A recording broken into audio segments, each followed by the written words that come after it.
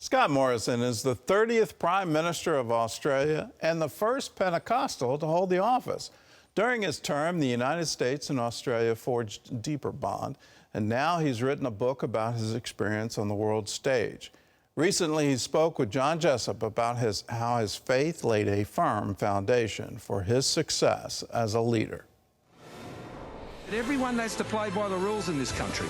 We all want to be able to make our own choices. Behind Scott Morrison's easygoing manner is a man of conviction, fortified from decades in the rough and tumble world of public service. Now, politics is a very brutal business, and it's no different here in the United States. At the height of his career, he served as Australia's 30th Prime Minister, winning an unexpected second term in 2019, only to face devastating brushfires, historic flooding, and a once-in-a-100-year pandemic. On his visit to CBN's Washington studio, we discussed a range of topics from his vantage point as a former world leader, starting with Israel's war against Hamas.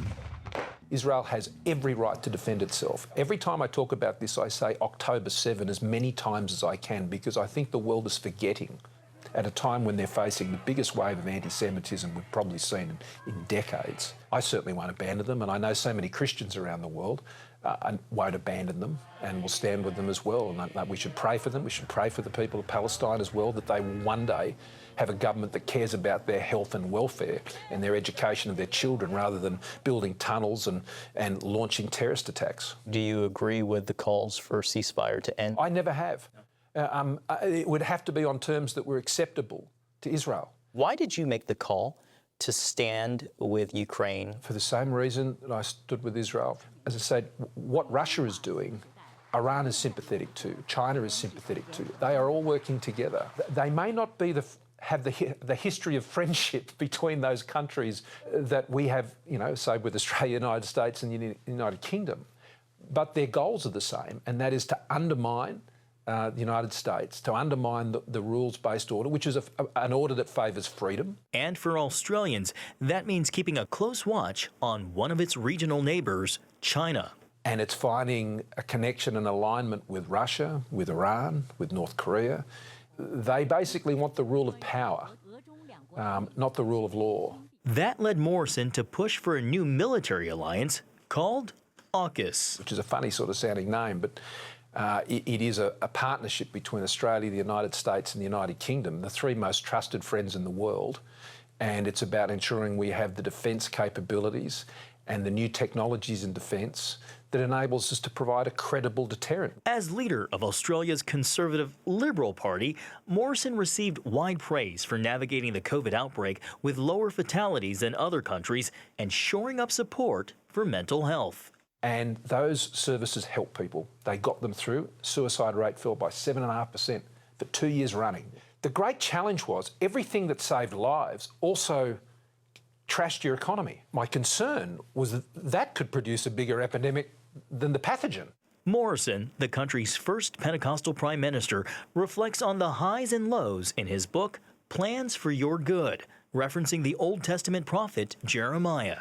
I think it easily could be categorized as evangelism or a discipleship book more than a memoir. Yeah. How do you describe it? I think that's a really good way to put it, because I had no intention of writing a political memoir. It offers spiritual lessons in a world Morrison believes has grown hostile to Christianity. So I wanted to write a book saying, well, look, how do we live in a society like that? How do we stand up for our beliefs, and what's the hope we have? So how then should we live? How then should we respond? I talk a lot about Daniel and Shadrach, Meshach and Abednego, because Daniel, of course, was a prime minister in a secular country that completely rejected his faith and faith view. And the way Daniel dealt with it was in prayer, in faithfulness, in obedience, in integrity, but was always steadfast and looked to God. If Daniel was around today, he wouldn't be blasting people in capital letters on Facebook. Your spiritual legacy is just amazing. Morrison shares personal accounts of dealing with patience and choosing forgiveness after being voted out of office, then facing what he calls a smear campaign that led him to receive Parliament's first ever censure of a former prime minister. He also reveals how he sought treatment and medication for anxiety to deal with the pressures of office. I'm just trying to be as honest as I can with people and reveal that, it doesn't matter whether you're a Prime Minister or anyone else, we're all people and we all struggle with the same things. But you speaking about it as a former Prime Minister makes a huge difference. Well, I wanted it to be an encouragement for people who are dealing with the same thing. Now a private citizen, Morrison tells CBN News he's retired from politics for good and trusting God's plans for his future. As difficult sometimes as, processing loss and change and transition and all of that can be, what's the ultimate test as a Christian as you've come through a time like that? Do you feel closer to God today than you did at the start? If the answer to that question is yes, he's doing a great work. John Jessup, CBN News, Washington. Well, that is the ultimate test, and I'll just echo what Scott Morrison, the former Prime Minister, said. Politics is a brutal game. It's not just full contact sport. It's become a blood sport, and people literally want to take you out. They don't want, the division has become so great.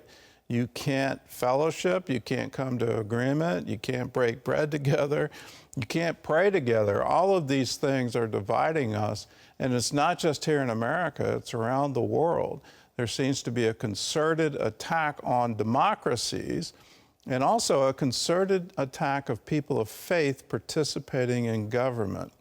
If you're a Christian and you want to get involved in politics, please make sure God's involved in it, because it is a brutal contest. And when you get involved, you have to have very thick skin. If you want a primer on how to do it, Scott Morrison's book, it's called Plans for Your Good, a Prime Minister's Testimony of God's Faithfulness. It's available wherever books are sold.